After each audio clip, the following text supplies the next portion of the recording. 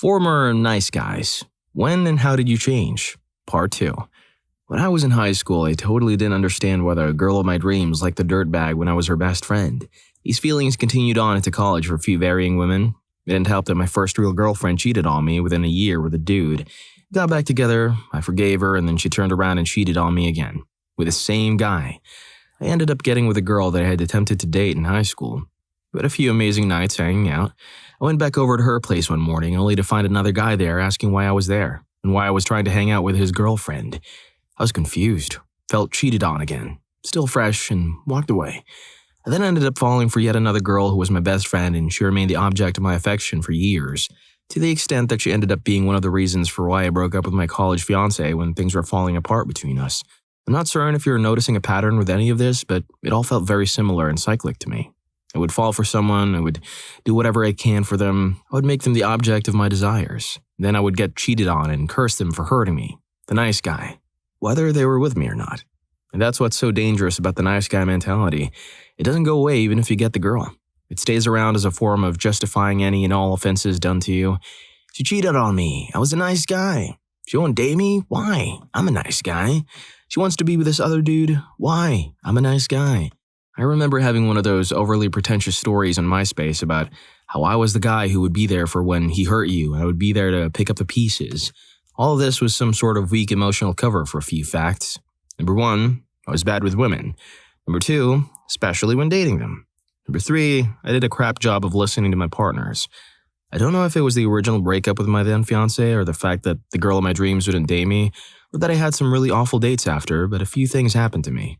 Number 1, I stopped caring so much about what an individual thought of me. Number 2, I came to the realization that a woman can and should date whoever she wants. Number 3, that it's not at all the end of the world if a woman said no to me. I decided to start working on myself a lot more. I had a few selfish dates and casuals, changed my view on intimacy a lot to be far less puritanical, and focused less on dating and more on just having fun with people. And if it was a lady and we were friends and we felt like we might do something, okay, we could. I did have a fairly dark phase in my life for a while. I wasn't ready to date anyone at all and made that clear, but did end up having flings a lot. I started opening myself up and more and getting ready to date at a more serious level. I was working on myself physically. Lots of weights, had a secure and well-paying job, and tried to maintain a really clean and nice home space. When I started dating again, more in my adulthood, I did so with a few maxims. Number 1, I'd be absolutely candid about what I wanted. If I was truly into someone, then I would make that clear. If I wasn't, I would make that clear. Number 2, I would never fret or get upset if someone wasn't into me. I had heard and seen a lot of stories of the nice guy going berserk and calling women names for not dating or even talking to them, and I realized that could have been me at one point in my life. Number 3, I rejected ownership of any other person's actions. This is advice my father gave me, and it's something that has helped me in relationships for both actual relationships as well as work and other types. The advice he gave me was, the only person you can control is yourself. Realizing this was so freeing. I can't control other people. I couldn't control Elizabeth cheating on me. I couldn't control Kelly cheating on me. I couldn't control Rebecca not wanting to date me. All of these were their actions, and I can't sit down and control them, and I wouldn't want to. I can only control myself. And if I can only control myself, I can't be upset if I give it my all, but someone isn't interested. It's their time, and that's okay. Because, number 4, to me, when I find the right person, they will want to give me their time. They will want to spend more time with me, and it won't be something that I will have to fight or get upset about. It wouldn't be coerced or feel obligated. That ended up happening about 4 to 5 years ago. I met a woman in OkCupid. We went on a date and it was phenomenal. We ended up hanging out for around 6 hours in the first date. After drinks and talking, I drove her back to her place and we made out in the car before saying goodnight to each other. We started talking more and more, sharing jokes and memes, and I was just so into her. I took her to some of my favorite places and I think she ended up falling for me too. We got married last year and it's been a phenomenal relationship. We're 2 very different people, but we are so similar in our own ways. I hope that in some way helps answer the question. I think the change came from the inside, a realization that I can't control anyone but myself and that women have the right and ability to date and be with whoever they want. If it's not me, that's okay, because there are a lot of women out there looking for many different types of men.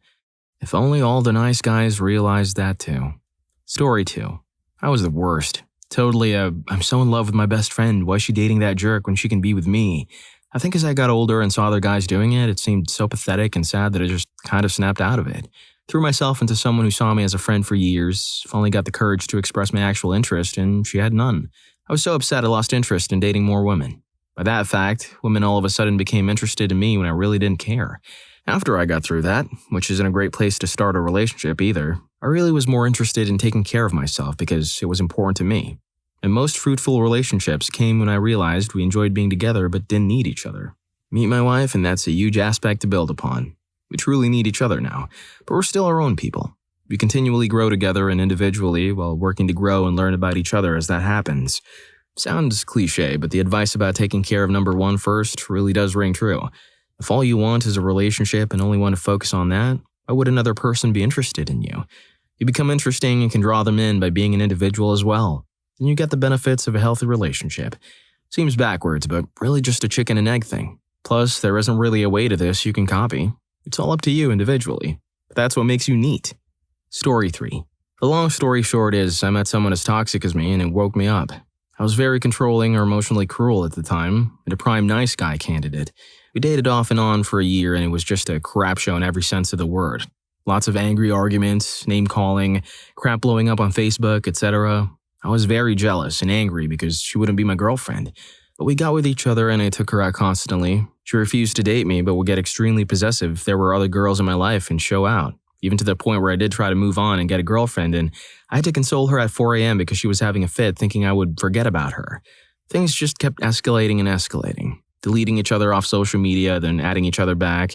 She'd march into my house past my family just to start arguments with me. It all came to an end when during an argument she got so mad that she slapped me because she thought I wasn't taking it seriously, because I wasn't escalating with her. The whole thing was like a bad soap opera that came to an abrupt end. I drove home, caught contact, and spent the next 2 years refusing to date while I worked on myself. I gave up on love. I just wanted to pursue happiness. At the end of it all, I think I've turned out to be a genuinely pretty good person. I'm surrounded by loving friends who support me and remind me they appreciate me, etc. I guess in a way I have that girl to thank. I have no ill will towards her. If anything, I'm thankful I met her because it did trigger that change. My first relationship after that was the best one of my life so far. Even though we aren't together now, the person I was with taught me so much about myself and thanked me for being so supportive because they had been going through a rough time in life. We still catch up now and again over Facebook messages. It's nice. Since that relationship, I've stopped making dating a priority. I'm trying to work on myself once more and work on my self-discipline, but it feels like it's a much harder road so far. Y'all noticing a pattern here, gentlemen? It's self-development. Story 4. A girl who I had been in love with for almost 5 years completely denied me after I asked her out. Keep in mind, I helped her with school, relationships. I know it sounds weird, but I didn't have the courage to ask her out yet. Her home situation, and pretty much anything she needed help with. Literally a week after she denied me, she started dating some random dude she met at a party. We broke up after like 3 days because she didn't have the money to provide me. So yeah, I'm still nice to girls I like, but I stopped clinging to them and just let it happen. Well, to be honest, you dodged a big bullet there, homie. Enjoying the video so far? Don't forget to hit that like button and subscribe to my channel if you haven't already. Let's go ahead and get back to the stories. Story 5. The change for me was a long process. I think it started during my sophomore year of high school, about 3 years ago. This was when I met my first girlfriend. After lots of manipulation on her side, we finally broke up at about 5 to 6 months into the relationship when I caught her cheating on me with my best friend and some other guy I didn't know too well. This was an incredibly painful and scarring experience for me. But it did wake me up. My whole life I saw the world through a movie filter. Everything was perfect and glamorous, and when something disrupted that image for me, I got upset. But this event in my life was such a shock to me and it forced me to open my eyes. I had to lower my expectations of both people and the world. I was definitely falling into a pit of despair for the 2.5 years after. Still had a few nice guy qualities left, but I was aware of them and I knew I needed to change them. Otherwise, I could revert back to my poisonous worldview. It was until recently, around the start of this year, that I began to fully understand how things really worked. The movie filter I had was definitely caused by my differences between me and other people, which caused a lot of people to tell me early on that I was special, building my self-assuredness. I'm now back to being more healthy-minded minus the nice guy. What kept me in the nice guy mindset was the fact that I was so unsure of being myself. I felt that things had to be a certain way and followed that ideal strongly. But I have learned to come out of my shell and accept that I won't always be liked. Since the people I looked to were toxic people during my nice guy phase, I don't care about those people. They understand how people work as much as nice guy me used to. I'm quiet, reserved, and pretty stoic. I was worried that I was a bad person by being so I used to put on a face that got me defensive and self-righteous. But people can deal with the fact that I often don't react to things. That's just me. All my emotions happen in my head, and it's just not natural for me to express them physically. Sorry. With that note, quiet and non-reactive is not rude. That belief is the fuel to my nice guy self. If you're a quiet and reserved individual, that's okay. You have the right to be that way. Just be a kind person, and that is all that matters. Everyone has different wiring, and you should not be ashamed because you were built differently. Story 6. I realized being a nice guy literally gets you nowhere because girls only think of you as a best friend or a brother. If your goal is to be seen as a potential romantic interest, being nice isn't going to work. I've always cringed at guys being really forward with women or being obviously flirty, but after lurking through life, observing people fall in love, I've come to realize that obviousness has a real place in society, and there really isn't a subtle way to let someone know you like them. Girls can't read minds. So I've learned to be a bit more forward and honest with my emotions and intentions. I've learned to openly flirt. I've learned to stop being so clingy and needy when girls don't really like that from guys they're interested in. And I've learned to be myself. Being yourself is the best thing you can do, which means throwing away the nice guy act and not trying to be a saint or a white knight, because it only convinces you that people owe you respect and attention, which they don't. There's really big emphasis on being an individual and having your own life and enjoying each other's company, but not necessarily needing them. You know what I mean? Yeah. Story 7. You can still be a nice guy, but get some. It's about intention. Most girls, usually there are exceptions, will see through it immediately if you only do nice things to or for them in an attempt to date or get with them. Be honest with what you want. This doesn't mean you walk up to a girl and say, "Hey, want to go back to my place?" But you don't pretend you just want to be a friend when you really want to be anything but. Also be a freaking interesting person. Nobody cares if you're the best Apex Legend player out there unless you're another gamer. Even then, if you tell them the story of, "Oh my god, I smoked this noob the other night," and that's the only interesting story you have to share, then most people will be left wondering, what? Does this guy just play Apex all day? Go outside, read a book, take a class in college, take a shower. Seriously, it helps. Backpack for a summer across the US, or Europe or Asia, but maybe not the Middle East. Rule of thumb, if you're bored, you're probably boring. The last message I have is the mistake I personally have made multiple times and beat myself up for it every time I think about them. If she gives you an opening, go for it. There's a girl I wanted to date so badly. She and I would sit in her car and chat for hours. It wasn't until it was too late that I realized she was waiting all that time for me to kiss her. And even then, it took her telling me that for the realization to come. There's no such thing as a perfect moment that exists in movies and fairy tales. Source, a nice guy who still gets what he wants, sometimes. Story 8. It took some serious introspection and realizations of how relationships work. Society kind of conditions boys into believing that relationships are reciprocal, that if you do something, you'll get something in return. Realizing that romantic relationships don't adhere to that totally changed my behavior for the better. It's actually super freeing. I don't think anyone who wasn't a nice guy realizes how much work that mindset is. You reinforce the idea that whoever will like you if you just work a little harder at it, so you keep on doing more and more work and get nothing in return. You either have to change your mindset or you'd go crazy or go after a yoga studio or something. The change happened when I was 18 or 19, and it just freed me up so much time. Previously, if a girl I liked mentioned she was moving or needed stats tutoring or something, I'd be the first one offering to help. After it wasn't immediately clear we were vibing, I would just say good luck. Like, the things I used to consider being a jerk were just normal social responses. And the stuff I thought was being nice was just doormat material trying to dishonestly manipulate her emotions. I think a lot of the reason why I was a nice guy in my teens was a lack of a father figure. I never had anyone really explain from a male point of view how getting a girl works, so I had to base it off of crap in popular culture. Really, the best thing to tell young guys is that it is okay to be outwardly selfish when it comes to romance, because all the people you're trying to get with are, and the alternative is being dishonestly selfish. Couldn't have said it better. Story 9. I had a jerk to nice guy to back to jerk experience. I had a bit of an unusual childhood, and when I entered my late teens, I hadn't much contact with women. Safe to say I didn't understand a thing about what women liked or how they thought. I did everything wrong as I was in the process of figuring out how the hell this dating women worked, but also learning about myself. Often gets overlooked. I dare say the process of knowing oneself ends late 20s, early 30s. I went into my early 20s and used the nice guy approach and had several of the stereotypical experiences you can read about when it comes to nice guys, incels and whatnot. Luckily for me, in the early 2000s, there weren't toxic message boards for frustrated young men that would only confirm my worldviews and increase my frustrations. So instead, after yet another failed date, I decided to take a long hard look at myself.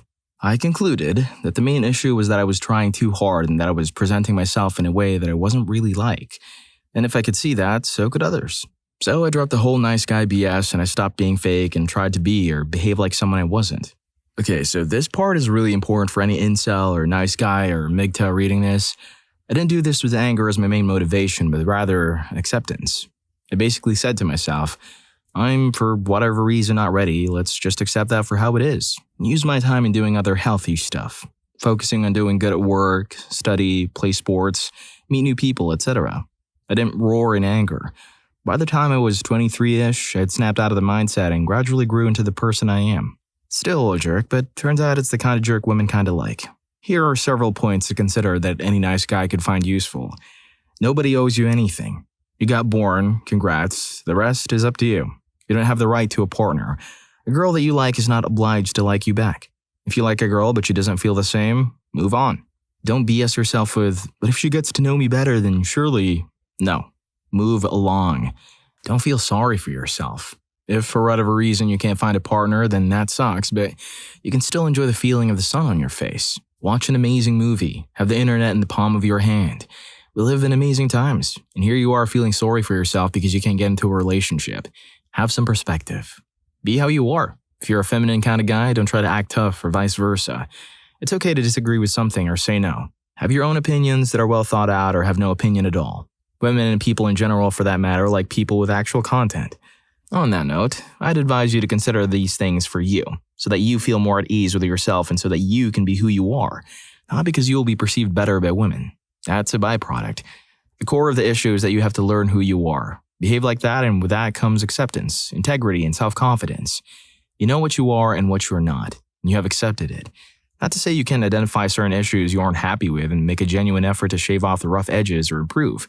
That's great, but only do that because you would like to see that change, not because you have the opinion of certain women in the back of your mind. Stop being a coward. Deep down, you know the girl you have a crush on will say no when you ask her out. That girl probably also knows you have a crush on her. Don't waste your own time by just being friends, especially because you aren't being truthful. Often, young women find it very hard to be direct, especially when it comes to rejecting a guy. They're also in the process of growing up and learning about themselves. That's just how it is. Doesn't mean they are mean or evil. Stop torturing yourself. Move on, but not in anger. Move on because the current crush won't go anywhere and friendships are nice, but especially when you're young, don't have a priority over romantic relations. Stop listening to dirtbag life coaches and pickup artists. Nobody can do the heavy lifting for you. You need to come to terms with yourself and accept how you are and work with that. There are 6, almost 7 billion people on this rock, so there are a few dozen persons out there who are just as weird as you. Well, if you like these stories, here's more. YouTube thinks you're going to love this. Catch you in that video.